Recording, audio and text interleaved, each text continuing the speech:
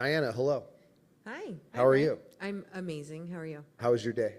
So good. It started off with Inferno Hot Pilates at Hot Blue Moon Pilates. Yoga. So Blue Moon Yoga, 5:15 in the morning. no Shout better out to way. Blue Moon. No better way to start your day. No better way. Yeah, I've known you now for a while. We go back a ways. I've taken your Pilates yoga classes now for a couple of years. Mm-hmm. Yes, a lot of fun. Yes. I like the music. No, I love Blue Moon. It's a big part of my life. How long have you been at Blue Moon? I have been at Blue Moon practicing since 2018 and teaching since 2020. And what classes do you teach over there? I teach Inferno Hot Pilates and Vinyasa. Nice. And how did you even get involved with Blue Moon? My friend actually took me for the first time years ago, and I got hooked. Something about that hot room, something about the heat, something about the sweat, something about being able to cry and pray on my mat, and people won't know the difference between, is she suffering through a posture or is she suffering and getting through something in her head? And everybody was just fine with it. I didn't feel judged. I didn't feel like anyone was looking at me some kind of way. It was my safety zone. And what do you love most about yoga? I love how challenging it is, because growing up, being in sports, I can kick a ball, I can throw a ball, I can do most things, pretty athletically. But then I found yoga, and I finally found something that I was not good at. And the perfectionist in me made me like, you're going to figure this out. Like, I don't know how these other people are holding these poses, but you're going to figure it out and you're going to do it. And so it was a challenge more than anything. What do you like most about teaching yoga? The community, of course. I get to see people like you that come onto their mats completely guarded, because you were extremely guarded when you first got there. I don't know if you know that. I was. You were literally a brick wall. And to see people have breakthroughs class after class after class, and then they just soften, and then their smiles get a little bit bigger, and it's less about the posture, it's less about the physical practice. For me, it's seeing the transition in their heart space and in their mind space. That's where it's the most satisfying and gratifying to see as an instructor. Do you think it's what do you think breaks someone like myself or somebody in yoga? Do you think it's the hard work, the practice, or just the maybe letting go, the surrendering? I think everything. I always start my classes with let's, check in, tune in, and take inventory on your body, but also allow yourself to surrender to your mat. The four corners that we often occupy will see more tears than a pew does in church sometimes. And I know that that's a little bit bold to say, but I feel like people walk in with guards up and walls that are 10 feet high.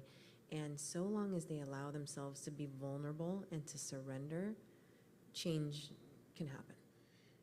Before yoga, right? Let's jump back to the childhood here. You were, let's talk about your childhood. You were raised Buddhist, okay, and you had a bunch of siblings. Yep. And you were the youngest. Yep. What was that like? It felt like I was an only child a lot of the times, to be honest with you. And so I accredit a lot of my mental and physical toughness because I have 3 older brothers and 2 older sisters. And so a lot of times, in order for me to be able to hang out with the older siblings, I had to be tough and play at a completely different level than my peers were. And oftentimes when I would play football in the streets with the boys in the neighborhood, I would outrun them, I would outthrow them, I would outcatch them, because I had 3 older brothers that, Yeah. I needed to keep They up toughened you up. Absolutely, and they still do until this day. Yeah. They literally, there's no grace just because I'm a tad bit older. And what's your relationship like with all your siblings now? Are you guys close? We are insanely close. We also have nieces and nephews now that are also extremely close. And so I think all of our nieces and all of our nephews know how much their aunts and their uncles and their grandparents love them to death. And that was extremely important, especially coming with, you know, a Vietnamese American background where Right. there's not a lot of like physical like attention or like, you know what I mean, like words of admiration. None of that Right, happened. right. So now we feel like we're kind of changing things up a little bit, and we're letting our little babies know how much they're loved with our words and our actions. Very cool. And then, so you're raised Buddhist, and then what? Something happens where you decide to make it. You become a Christian, right? You find Christ. Tell us about that shift and how did that happen? Yeah. So growing up in sports, we always prayed before games, in whatever team I was on, whatever sports I was doing during the season.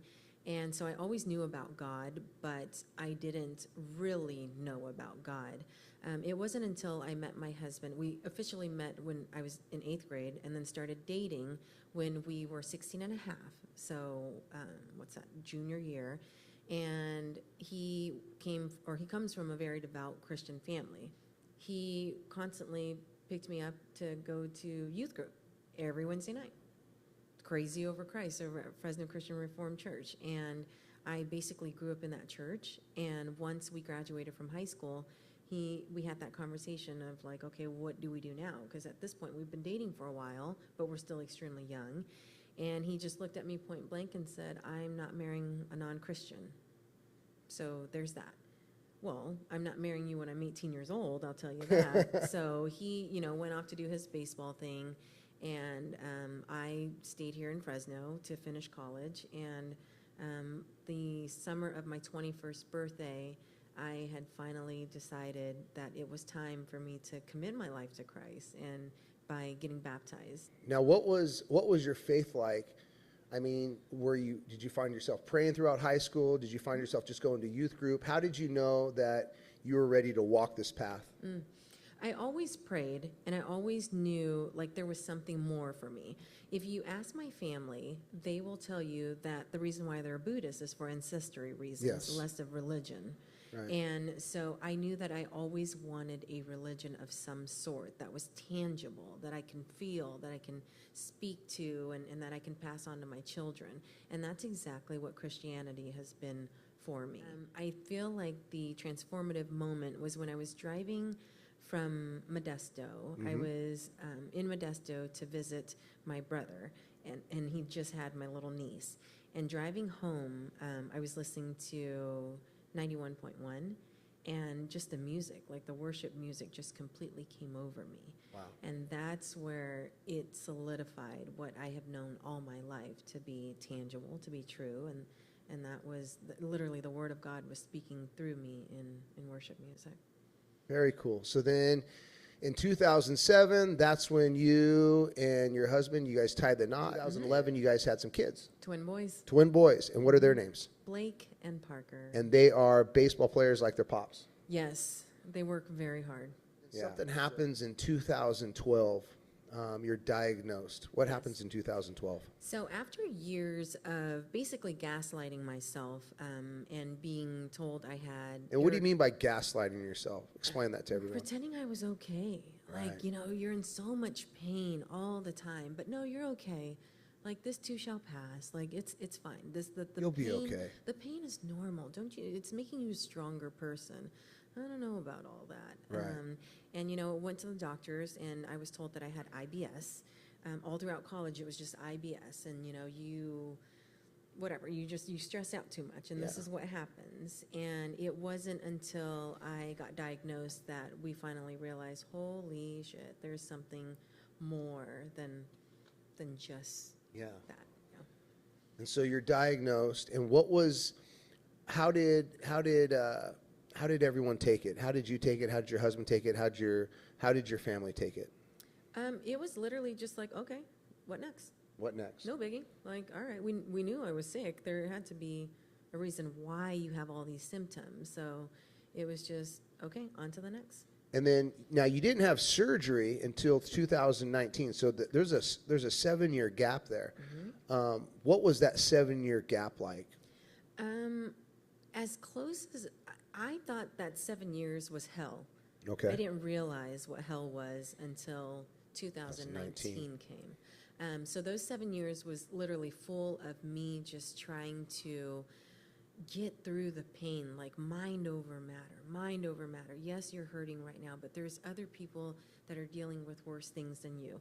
Get on your yoga mat, get on the spin bike, go run a lap, rub some dirt on it. You know, and then throughout it all, it was just try this for dietary, try this, try that, and nothing ever worked. So you were doing a lot of yoga during this time, right? I was spinning. Spinning, like okay. The bike, Right, other than yeah. like mind spinning, like also spinning on the bike. Yeah, okay. You were doing cycling, spinning. You were doing a lot of exercise, a lot of yoga. Were you teaching at this time yoga, or were you just a student at this time? You're just a student, right? I still am a student. You but still I are was just always a student, Correct, right? yeah. And then so you're doing. What about? Are you trying to eat healthier? Yeah. Now, are you one of those that, like my wife, when she was diagnosed with cancer, she researched what foods to eat, what's healthy, what's not. Yeah. Were you something like that? I can eat this, I can't eat that. The one thing that I have found out when you are diagnosed with something, people will come to you Right. unsolicited And with tell you what they think. dietary ideas. right. So one would say, hey, have you tried this gluten-free yada? Yes, I have. It tastes like cardboard. And guess what? I'm still shitting out blood, Right. even though I go gluten-free. Okay, have you tried the no-sugar diet? Okay, sure. I'm down to 92 pounds, but let's go ahead and cut out sugar. Well, have you also thought about... Everyone's an expert. Everybody is an expert. And at the end of the day, regardless of what I ate, I was still getting so sick. So what would you tell the women out there that are diagnosed similar to what you have been diagnosed with, maybe before you were diagnosed? How would you tell them to, like, if they started having stomach problems, would you tell them to go see a doctor? What kind of advice would you give them? I would tell both women and men, because say to start writing things down. Okay. What happens when you intake this? What is and as gross as it sounds, you kind of got to pay attention to your shit, right? Right. Like what up here and what's coming out of you. Yeah. And so, because when you go to the doctor, and because I was in the doctor's office so often as a young female, minority, all of the above, they would constantly say, well, you look okay, and if you're exercising as much as you are, you should be okay. But what they didn't realize was I was exercising so that I can mentally get through the physical pain. Right, to get through the suffering. And you absolutely, and this goes for anybody, right, where you have to become such an advocate for yourself that it's not to a point where you become a WebMD MD. Right. But everything was so subjective, and no one told me this until it was too late, where I was in the hospital, and a nurse finally said, Diana, it's okay for you to tell us if you're in pain. Right. If you're in pain, pain is subjective. So a 10 for me might be just a 2 for you, but a 10 for you is probably off the charts for me. So Right. you have to be honest with yourself. You have to be honest with yourself. Absolutely. What is the one thing that you could take away, or you want people to take away from how to help themselves in a situation like that? You got to get tough. Yeah. You got to get tough mentally, physically, in your heart, all of the above, because you're going to hit a lot of roadblocks. And you're going to have a lot of people questioning you and doubting you to a point where you start doubting yourself. Right. And more importantly, you have to, until you find a care team that's your biggest advocate, that's your biggest cheerleader outside of you and outside of your family, you got to keep looking for that team, regardless of how far you have to go. I went all the way down to Cedars-Sinai just for a second opinion, or a third opinion actually, just for that doctor down there to tell me something less than my care team up here. And only then did I finally, because I prayed for discernment. Right. And when my church reached out, how can we pray for you, Diana? Pray for discernment, that I'm in the right hands of caretakers. And when we went all the way down there and we ran all the tests and they told me, like I said, less than what my team said here, I knew I was in the right hands here in our own backyard. Very cool. Very cool. So in 2019, we have the major surgeries. Talk about that. What was that like? So in 2019, you'll find me in a chair with a bunch of IVs throughout my arms. And this was, I want to say, after a baseball game, to be honest with you. This picture right here? Yeah. Okay. This was at the Cancer Care Center, or sorry, the C Care Center now. All of my levels just were not leveling. Just not leveling. They weren't leveling. All my levels were not leveling. Was so below average Uh-huh. that all of the doctors and the nurses that I saw were like, why are you here? And why are you not in a hospital bed, getting heavier treatment, getting more treatment? And I said, I don't know. I thought I felt fine. And by this point, I was down to 87 pounds. Oh, wow. And again, I have no business being that, No. teeny tiny. But the one thing that having boys that are extremely active was I didn't want my sickness to take me away from the ball field. Right. And away from their activities.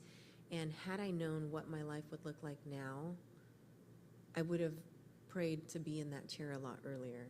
Right. In 2019, yeah. Right. Now, how long were you in the hospital for? How long did all these surgeries last? What was the time frame?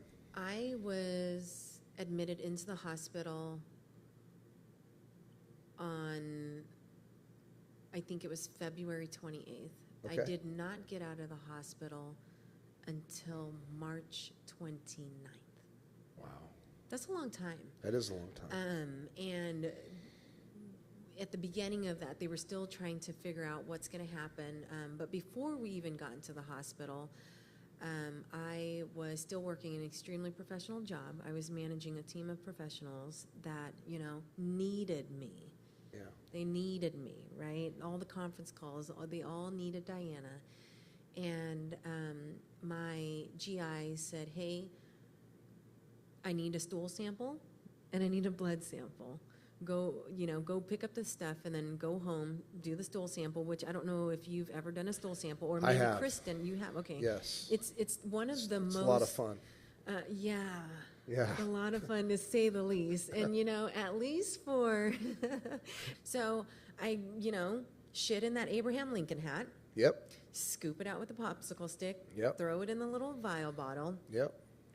Zip it up, and I take it over to the lab. And the gal is extremely flustered, and, she's just like, okay, there's people everywhere, whatnot.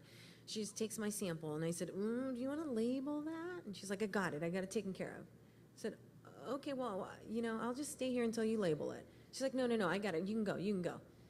Okay, no problem. And mind you, I'm extremely sick still. Yeah. And I'm in pain and all of the above.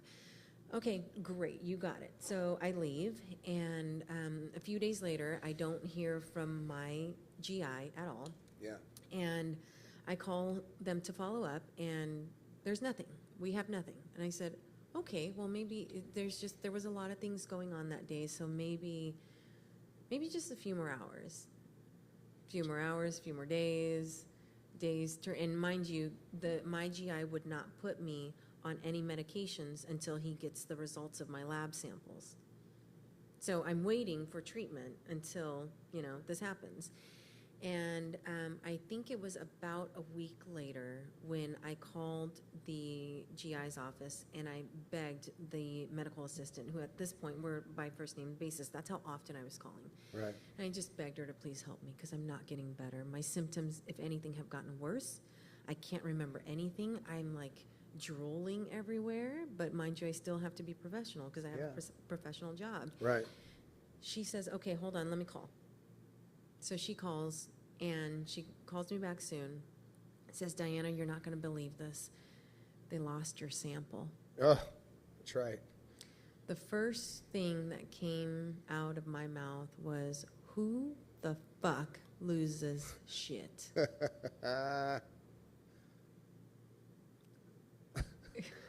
Who does that? Who does that? Who loses it? Who loses? I mean, How do they lose it? metaphorically, like, come on. Right. How do you lose my shit? And so, she said, here's the deal. The doctor doesn't even want you to go back there.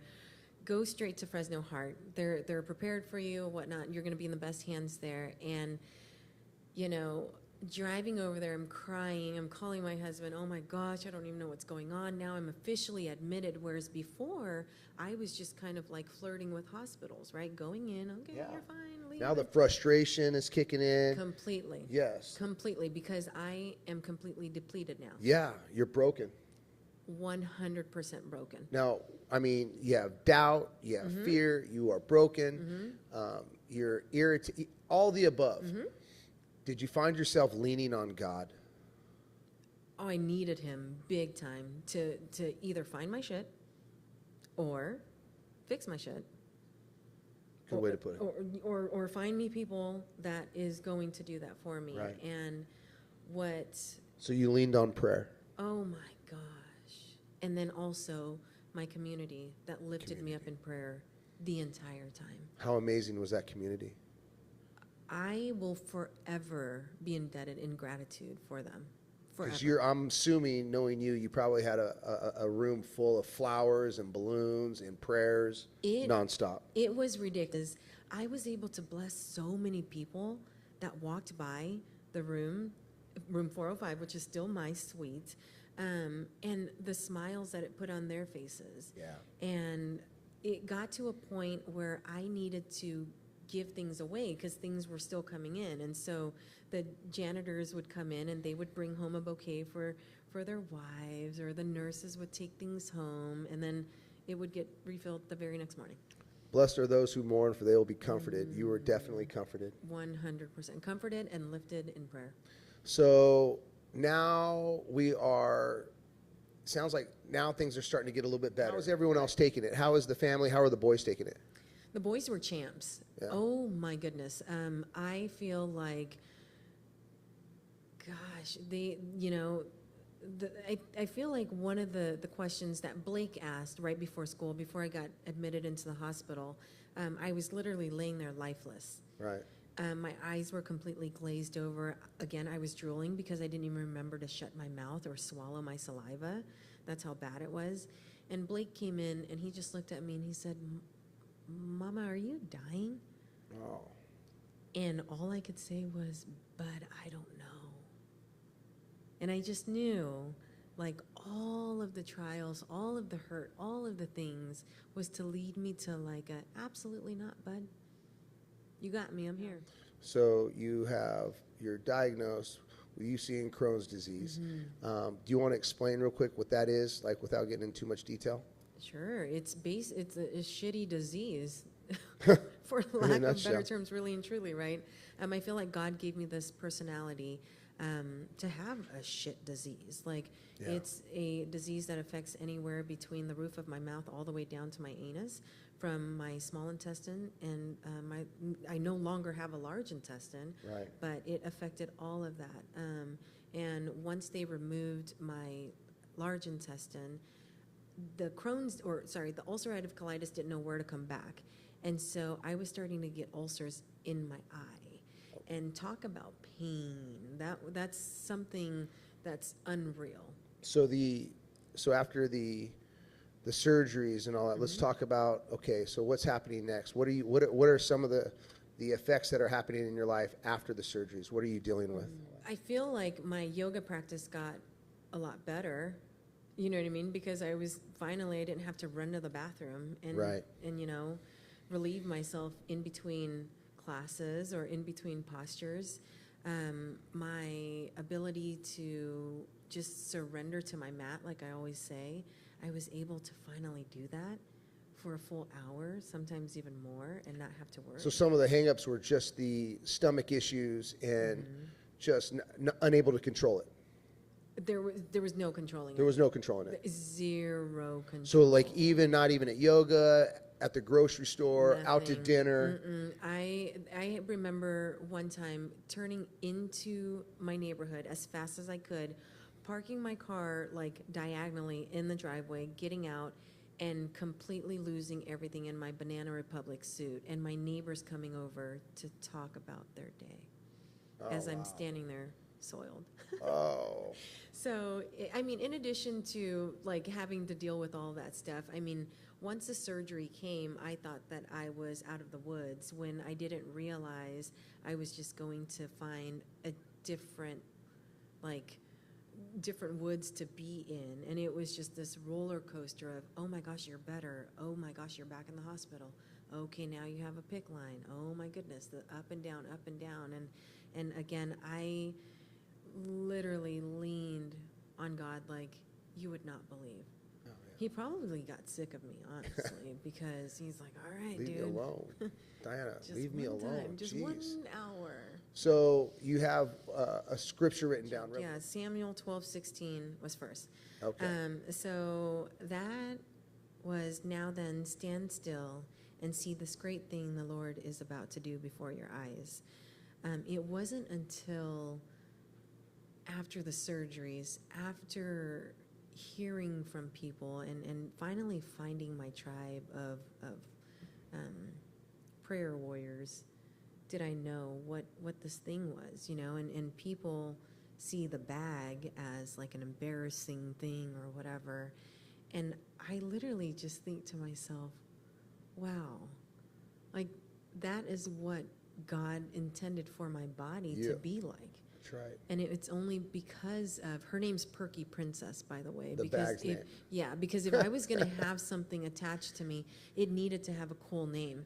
And so we ended up with my friend Brandon Moraine and Janet Abbott were a part of the whole process and have known me since I was 19 years old.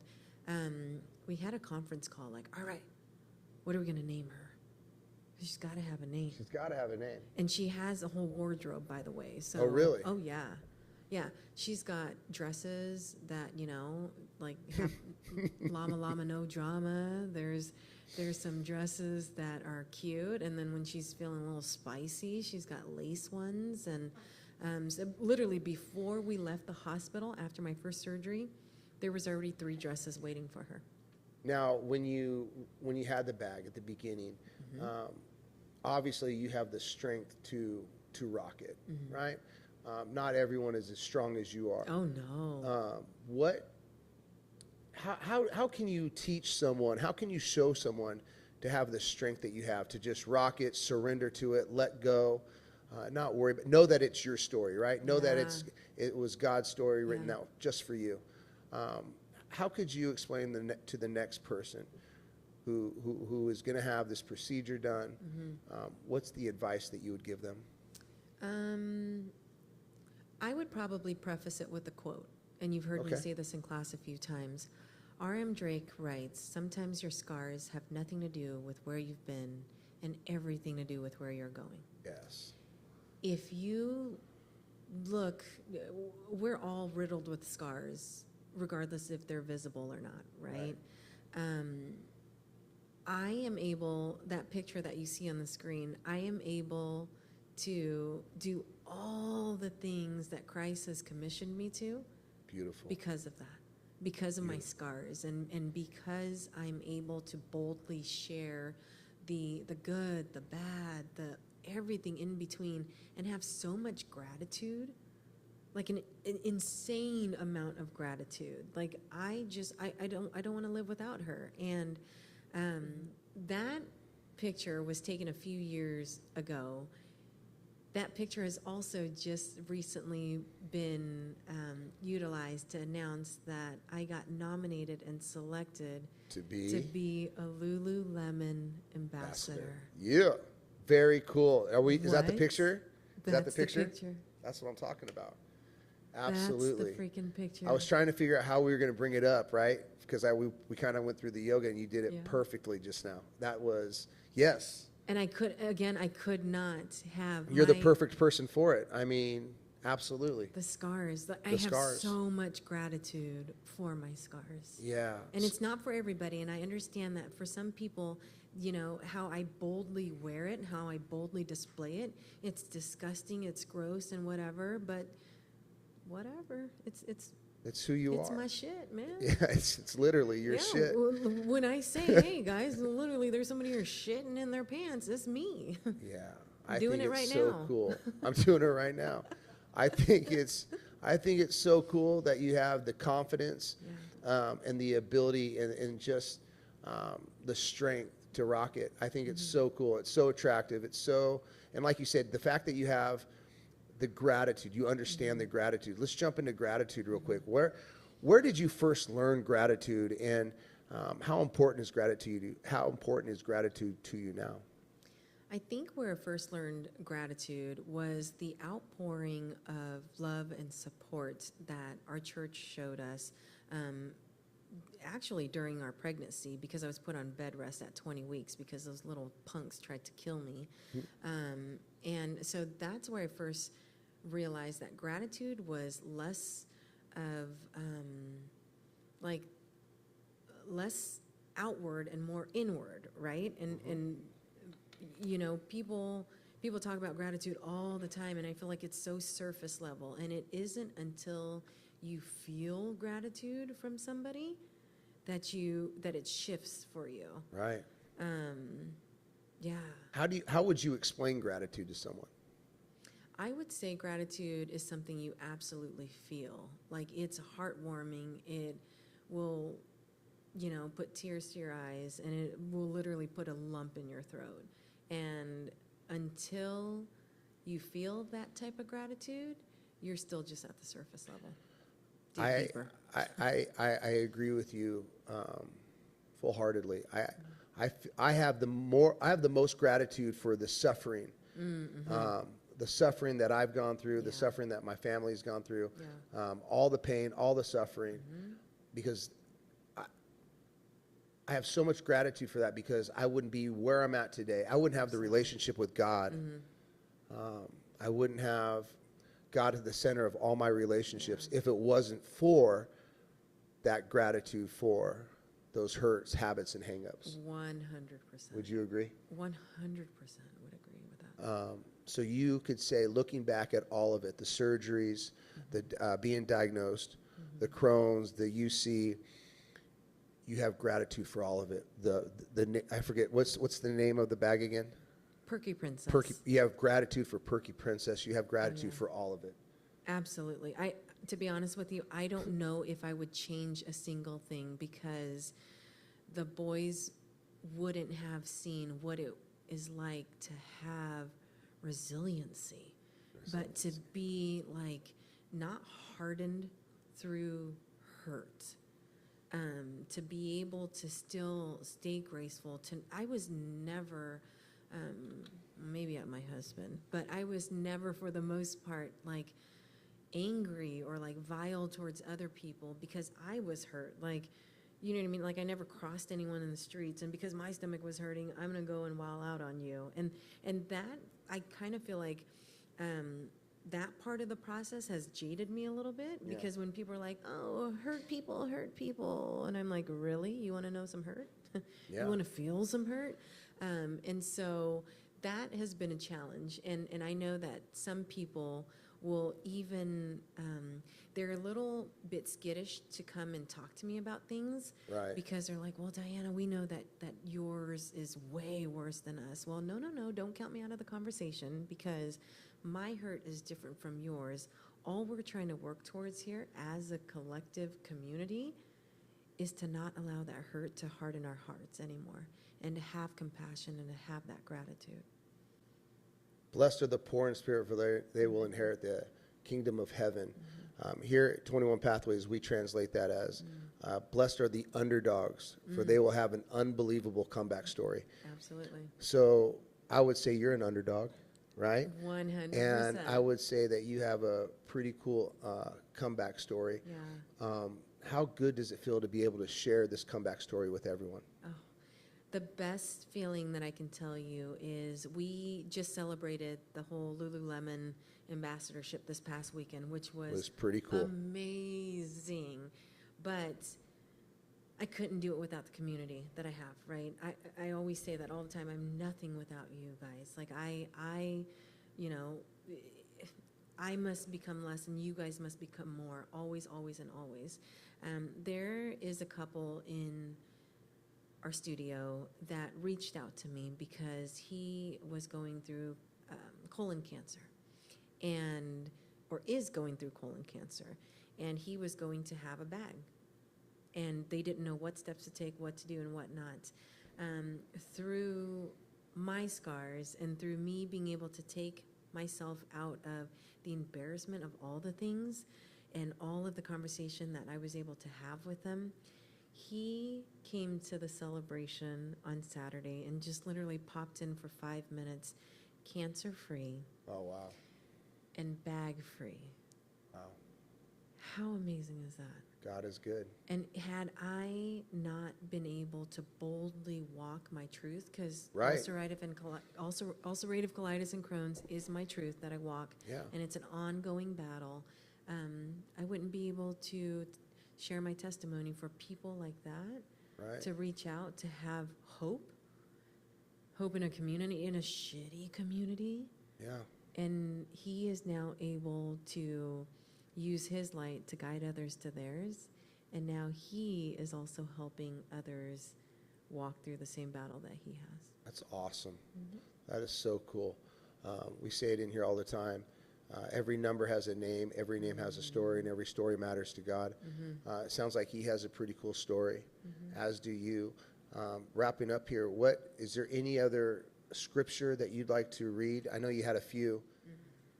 I feel like all of it. All of it. Well, let's read a couple. All of it. Yeah. I read through these, and sometimes, and what you can't see and what I can feel on here are the tear stains. Like, Yeah, oh my I can see 'em. gosh, this Let's is read a crazy. few. Read a few that are your favorite. Read a Oh few my that gosh, Brian. I would love for you to share, because this is your story. If you look through this, there's a lot of times where I mention love. And there was a time where I was in the hospital completely just empty, broken. I was at my rock bottom, and it was completely out of my control. And the one thing that kept on coming back time and time and time again was love. Love and gratitude. And people were texting me, telling me, and all those things. And I think I read, and I counted, it was about 108 times just in one day that I was told how loved I was. Awesome. And it was literally, I had to make sure that I turned that love and gave it back to God and remind people that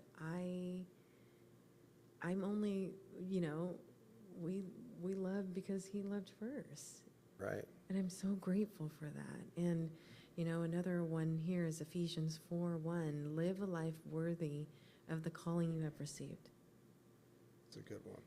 I've received a pretty shitty calling, but from that shit, it's all been worth it, and I wouldn't change a single thing. And I'm so grateful that people are able to come to me vulnerable and able to share their messy, their disgusting, and then have some hope.